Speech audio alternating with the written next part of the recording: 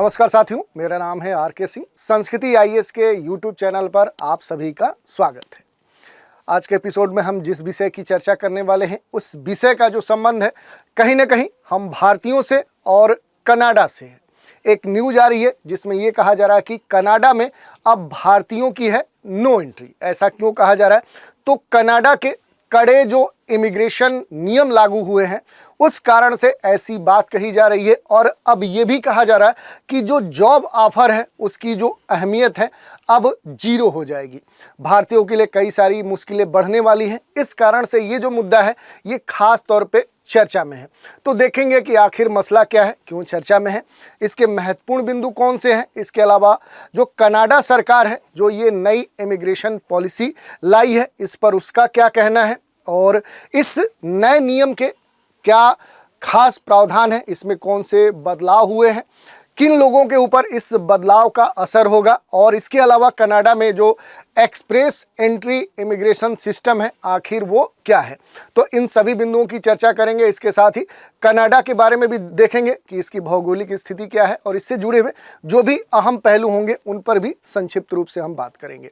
चलिए अब आगे बढ़ते हैं। चर्चा में आगे बढ़ने से पहले आप सभी के लिए एक महत्वपूर्ण सूचना है और ये जो सूचना है ये संस्कृति आईएएस के द्वारा है। संस्कृति आईएएस की जो मुखर्जी नगर की सभी जो ऑफलाइन क्लासेस हैं वो अब शुरू हो गई हैं और ये जो क्लासेस हैं सभी सुरक्षा मानकों के साथ और सुविधाओं से युक्त हैं। तो अब आपको परेशान होने की ज़रूरत नहीं है। सभी सुरक्षा मानक पूरा करने के बाद ही ये ऑफलाइन क्लासेस स्टार्ट हुई हैं। और ये भी बात है कि दिल्ली में केवल मुखर्जी नगर में ही संस्कृति आईएएस की ऑफलाइन जो क्लासेस हैं वो संचालित हो रही हैं।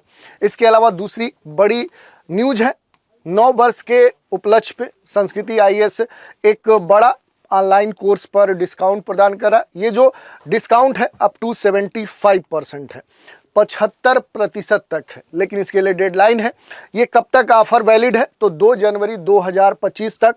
अगर आप कुछ महत्वपूर्ण जो यूपीएससी फाउंडेशन कोर्स के जो ऑनलाइन प्रोग्राम हैं अगर इनमें नामांकन लेते हैं तो ये छूट आप प्राप्त कर सकते हैं।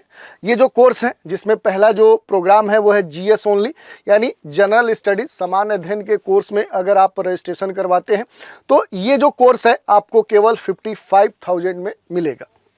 इसके अलावा दूसरा देखिए प्रोग्राम है जीएस और सीसेट का, ये पूरा कम्बो पैक है। ये आपको केवल 60,000 में दिया जा रहा है। इसके अलावा जो वीओडी जीएस का प्रोग्राम है ये भी आपको मात्र 50,000 में प्रदान किया जा रहा है। अगर और कोई आपकी क्वेरी है, कोई जानकारी आप लेना चाहते हैं तो संस्कृति आईएएस के जो टोल फ्री नंबर है 9555124124 पर कॉल करके आप प्राप्त कर सकते हैं। इसके अलावा देखिए संस्कृति IAS.com जो संस्कृति आईएएस की वेबसाइट है, यहाँ विजिट करके भी संबंधित जो भी जानकारी है वो आप प्राप्त कर सकते हैं। चलिए अब आगे बढ़ते हैं और देखते हैं कि आखिर जो न्यूज़ है ये कहा जा रहा है कि अब कनाडा में भारतीयों की नो एंट्री, ये क्यों चर्चा में है। कनाडा ने कड़े किए हैं इमिग्रेशन के अपने नियम और इसी कारण कहा जा रहा है कि जॉब ऑफर की जो अहमियत है अब भारतीयों के लिए वो शून्य हो जाएगी, जीरो हो जाएगी और भारतीयों के लिए अब समस्याएं बढ़ने वाली है। कैसे बढ़ने वाली है उन सभी बातों की चर्चा करेंगे। देखिए आखिर पूरा मामला क्या है उसे हम समझने का प्रयास करते हैं। तो देखिए कनाडा जाकर नौकरी करने की चाह रखने वाले जो भारतीय एक्सपर्ट हैं, जो पेशेवर हैं, उनको कनाडा की ट्रूडो सरकार ने एक बड़ा झटका दिया है। दरअसल बात यह है कि कनाडा की सरकार ने अपने एक्सप्रेस इमिग्रेशन सिस्टम में बड़ा बदलाव किया है। इसमें उम्मीदवारों की जो योग्यता है वो निर्धारित करने वाले जो कॉम्प्रिहेंसिव रैंकिंग सिस्टम है उसके नियमों में बड़ा बदलाव किया गया है। और जो नए नियम हैं इन नियमों के तहत देखें तो अब जो उम्मीदवार हैं उनको नौकरी का ऑफर मिलने के लिए कोई अतिरिक्त जो अंक है वो नहीं दिए जाएंगे। और ये जो नया नियम है ये वर्ष 2025 में लागू हो जाएंगे और इसी कारण से ये जो मुद्दा है अब चर्चा का विषय बना हुआ है। कहीं ना कहीं कनाडा ने अपने जो इमिग्रेशन नियम है उनमें बड़े स्तर पे बदलाव किया है और इससे खास तौर पे जो भारतीय छात्र हैं, जो बड़ी संख्या में कनाडा में जाकर वहाँ अलग अलग जो यूनिवर्सिटीज़ हैं, अलग अलग जो कह सकते हैं इंस्टीट्यूट हैं, वहाँ पर बड़े स्तर पे अलग अलग कोर्सों में नामांकन करवाते हैं, अपनी पढ़ाई पूरी करती हैं, उनके लिए जो समस्याएं हैं अब बढ़ने वाली हैं। कनाडा की जो खास तौर पे जस्टिन ट्रूडो सरकार है, इसने अपने जो एक्सप्रेस जो एंट्री सिस्टम है उसमें बड़े स्तर पे बदलाव किए हैं, और ये चूंकि बदलाव क्या है कि 2025 में लागू हो जाएंगे, तो अब जो समय सीमा है वो लगभग समाप्त हो चुकी है, क्योंकि दिसंबर का अंत चल रहा है और अब इसका जो प्रभाव है वो जल्द ही देखने को मिलेगा।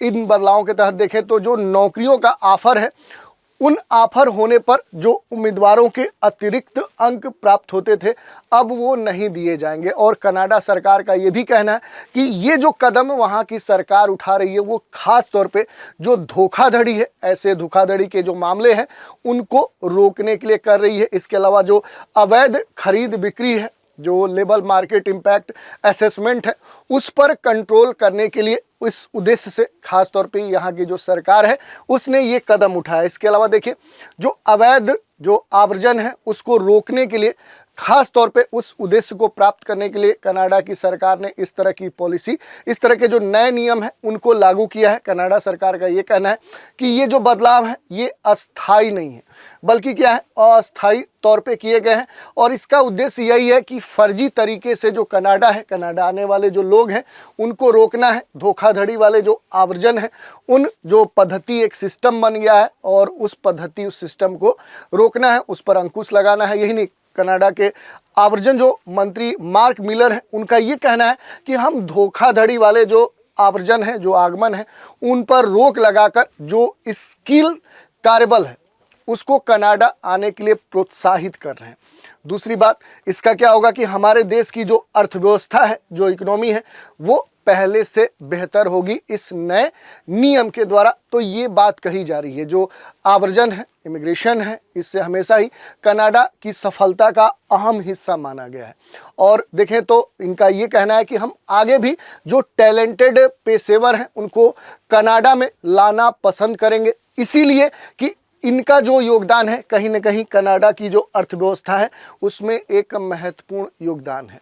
और इसके अलावा उनका ये भी कहना है कि जो टैलेंटेड पेशेवर हैं उनको कनाडा हमेशा लाना अपने देश में पसंद करेगा, ताकि हर किसी को अच्छी नौकरी और उससे जुड़े हुए जो भी लाभ हैं वो प्राप्त हो सके। मिलर का ये भी कहना है कि हम धोखाधड़ी कम करने के लिए जो भी जरूरी कदम है वो उठा रहे हैं, और उन्हीं कदमों में से एक ये कह सकते हैं कि नए जो नियम है वो उन कदमों में से एक है। इसके अलावा देखें तो एक तरह से ये जो LMIA है, ये एक तरह का क्या है, एक परमिट है जिससे नौकरी मिलने की जो संभावना है वो बढ़ती है, और इसमें अब बड़े स्तर पे बदलाव किए गए हैं। जो आवेदक हैं उनके ऊपर ये लागू किए जाएंगे। हालांकि जिन लोगों को पहले से ही आवेदन करने का निमंत्रण मिल गया है उनके ऊपर ये जो नए नियम हैं, इनके नए नियमों में जो भी बदलाव किए गए हैं वो बदलाव लागू नहीं होंगे। अब एक महत्वपूर्ण विषय यह है कि नए नियमों में क्या बदलेगा। तो देखिए, एक्सप्रेस एंट्री कनाडा का जो अस्थाई आवर्जन है उसके लिए मुख्य आवेदन सिस्टम है। इसमें अब फेडरल जो स्किल्ड वर्कर जो प्रोग्राम है और जो फेडरल स्किल्ड ट्रेडर्स प्रोग्राम है, इसके अलावा जो कैनेडियन एक्सपीरियंस क्लास जैसे प्रोग्राम है उनको शामिल किया गया। कहीं ना कहीं कनाडा की जो आर्थिक प्राथमिकताएं हैं, जो प्रायोरिटी है, उसको पूरा करने में महत्वपूर्ण भूमिका निभाता है। और इससे सबसे महत्वपूर्ण बात यह है कि कुशल जो कामगार होते हैं, जो स्किल्ड कह सकते हैं कि जो पेशेवर होते हैं, उनके साथ खास तौर पे जो भी प्रमुख क्षेत्र हैं उनको समर्थन करना इसमें शामिल किया गया, उन क्षेत्रों से जोड़ना शामिल है। और कनाडा सरकार ने जोर देकर कहा है कि आर्थिक विकास के साथ ही सफलता के लिए आवर्जन जरूरी है, आगमन जरूरी है, लेकिन इसमें धोखाधड़ी जो बड़े स्तर पे कनाडा में देखने को मिली है उसको रोकने के उद्देश्य से इस तरह के जो बदलाव हैं वो कनाडा की सरकार ने किए हैं। यही नहीं, किन लोगों पर इस बदलाव का असर सबसे अधिक देखने को मिलेगा उसकी अगर हम बात करें तो देखिए, कॉम्प्रिहेंसिव जो रैंकिंग सिस्टम है, इसमें जो बदलाव है, इसका जो प्रभाव है उन लोगों पर पड़ेगा जो एक्सप्रेस एंट्री सिस्टम के तहत कनाडा में अस्थायी तौर पे बसने का इरादा रखते हैं। उनके ऊपर सबसे अधिक प्रभाव पड़ेगा इन नए नियमों का। ये जो नियम है उन लोगों पर भी लागू होंगे जो पहले से ही कनाडा में अस्थायी तौर पे काम कर रहे थे। यही नहीं, कनाडा सरकार ने यह भी कहा कि जब नए नियम लागू हो जाएंगे तो वे इस नौकरी की पेशकश पाने वाले उम्मीदवारों के साथ ही होंगे जो नए उम्मीदवार पूल में आ रहे हैं, और उन पर भी ये जो नए नियम है वो लागू होंगे। हालांकि जो नए नियम है इसमें ये कहा गया कि उन उम्मीदवारों को प्रभावित नहीं करेंगे जो पहले से ही कनाडा में अस्थायी निवास यानी जो पीआर होता है उसके लिए आवेदन कर चुके हैं, और ये मूल रूप से उन उम्मीदवारों पर नहीं लागू होगा जिन्होंने पहले से ही कनाडा में इमिग्रेशन या रिफ्यूजी एंड जो सिटीजनशिप कनाडा है उसको पीआर के लिए आवेदन कर दिया है, जिस पर वर्तमान में कार्रवाई चल रही है। तो ऐसे स्थिति में ये जो नए नियम हैं वो लागू नहीं होंगे, ये बात कही गई है कनाडा सरकार के द्वारा। चलिए अब बात कर लेते हैं कि आखिर कनाडा एक्सप्रेस एंट्री जो सिस्टम है आखिर है क्या। जैसे एक्सप्रेस एंट्री जो इमिग्रेशन सिस्टम कनाडा में पहले से चल रहा था, जो कि खास तौर पे इसमें बदलाव किया गया है, तो इस सिस्टम को समझने के लिए थोड़ा सा हम देखते हैं। तो जो एक्सप्रेस एंट्री सिस्टम है ये कनाडा में अस्थायी निवास पाने का एक प्रमुख कह सकते हैं कि डोर है, एक रास्ता है, और इस सिस्टम में नंबर्स दिए जाते हैं, अंक दिए जाते हैं, और जिसके ज़्यादा अंक होते हैं उसे कनाडा आने का पहले मौका मिलता है। यानी इस तरह के अंक आधारित कह सकते हैं एंट्री का मौका दिया जाता है। पहले नौकरी का ऑफर होने पर अतिरिक्त अंक मिलते थे, लेकिन अब ये जो तरीका था, ये जो अंक मिलने की बात थी, अब नए नियम में बदल दिया गया है। इससे खासकर उन भारतीय छात्रों को नुकसान हो सकता है जो कहीं ना कहीं कनाडा में नौकरी पाने के बाद वहीं पर बसना चाहते थे, यानी अस्थायी तौर पर वहाँ पर रहना चाहते थे। तो उन भारतीयों के ऊपर बड़े स्तर पर कह सकते हैं इसका प्रभाव होगा। खास तौर पर देखें तो कनाडा में जो भारतीय छात्र हैं वो बड़ी संख्या में अलग अलग कह सकते हैं कि अपने पढ़ाई के लिए जाते हैं, तो उनके ऊपर भी बड़े स्तर पे इसका प्रभाव देखने को मिलेगा। और काम करने के लिए बड़ी संख्या में देखें तो कनाडा में भारतीय जाते हैं, तो उनके ऊपर भी खास तौर पे ये जो नए नियम में बदलाव किए गए हैं उसका असर देखने को मिल सकता है। तो ये हमने समझ लिया कि आखिर पूरा मसला क्या है और इसमें क्या नियम में बदलाव किए गए हैं, इसका प्रभाव किन के ऊपर पड़ सकता है, इसकी चर्चा हमने कर ली। इसके साथ ही थोड़ा सा हम देख लेंगे कि जो कनाडा है इसकी जो भौगोलिक अवस्थिति है वो कहाँ है। तो नॉर्थ अमेरिका महाद्वीप में आप देखिए ये पूरा कनाडा है, ये कनाडा का पूरा क्षेत्र दर्शाया गया है। इसके अलावा इसका थोड़ा सा कनाडा का मूल जो मैप है उसको डिटेल में दिखाया गया है। तो इसकी राजधानी आप देख सकते हैं कि आखिर जो कनाडा है उसकी राजधानी कहाँ है। मूल रूप से देखें तो जो कनाडा है ये उत्तरी अमेरिका का देखेंगे तो जो देश है उनमें ये सबसे बड़ा देश है, ये लार्जेस्ट कंट्री है एरिया के संदर्भ में। कनाडा की जो सीमा है ये उत्तर पश्चिम में अलास्का से संबंधित है, जो कहीं ना कहीं देखिए ये यूएसए का ही एक प्रांत है। इसके अलावा देखेंगे तो दक्षिण में कई सारे जो राज्य हैं उनसे, यानी जो यूएसए के लगभग 12 जो राज्य हैं उनसे ये जो कनाडा है ये अपनी सीमा साझा करता है। इसके अलावा आप देखिए तो कनाडा के उत्तर में कई सारे आप देखेंगे तो सागर आपको देखने को मिलेंगे। जैसे देखिए यहाँ पर ब्यूफोर्ट सी देखने को मिल रहा है, आर्कटिक ओशियन देखने को मिल रहा है, इधर Baffin Bay, Davis Strait, Hudson Bay, Hudson Strait, Labrador Sea, तो ऐसे कई सारे जो जलीय क्षेत्र है वो आपको देखने को मिल सकता है। इसके अलावा देखिए कनाडा उत्तर पूर्वी में जो ग्रीनलैंड द्वीप है और दक्षिण पूर्व में जो सेंट पियरे और मिकेलिन के पास जो फ्रांसीसी द्वीप क्षेत्र है उनके साथ भी जो समुद्री सीमा है वो कनाडा साझा करता है। इसके अलावा जो पश्चिम का क्षेत्र है ये जो पूरा कार्डिलेरा वाला क्षेत्र है तो इसे हम वेस्टर्न कार्डिलेरा कह सकते हैं। पश्चिमी जो कार्डिलेरा क्षेत्र है ये अपनी विस्तृत जो पर्वत श्रृंखलाएं हैं, यहाँ पर देखिए रॉकीज, कोस्ट रेंज, इनके द्वारा कहें तो पूरा विस्तृत है, तो इसके लिए हम देख सकते हैं। इसके अलावा जो कनाडाई आर्कटिक क्षेत्र है ये भी महत्वपूर्ण है। कहीं ना कहीं कनाडाई जो आर्कटिक कनाडा के सबसे उत्तरी जो भाग है इधर वाला जो क्षेत्र है ये पूरा आर्कटिक भाग के रूप में शामिल किया जाता है। इसके अलावा कनेडियन शील्ड है, कनेडियन शील्ड की बात करें तो कनाडा का लगभग आधे से अधिक जो पूरा ये वाला देखिए कनेडियन शील्ड वाला क्षेत्र है ये आधे से अधिक क्या है, पूरे हिस्से को कवर करता है। कहीं ना कहीं जो कैनेडियन शील्ड है ये इसलिए भी जाना जाता है तो जो भूगर्भी जो विशाल ढाल है, जो कहीं ना कहीं मिट्टी की एक पतली जो लेयर है, जो परत है, उससे ये ढका हुआ है। और हडसन बे के चारों ओर देखिए, ये हडसन की खाड़ी है, इसके चारों ओर आप देखेंगे तो कैनेडियन शील्ड का विस्तार आपको देखने को मिल सकता है। इसके अलावा देखें तो इसकी खास तौर पे जो संरचना है वो क्रिस्टली चट्टानों से बनी हुई है, तो ये भी आप देख सकते हैं यहाँ के महत्वपूर्ण विशेषताओं में। इसके अलावा जो अपलेशियन क्षेत्र है, इधर आएंगे तो पूरा अपलेशियन क्षेत्र आपको देखने को मिलेगा।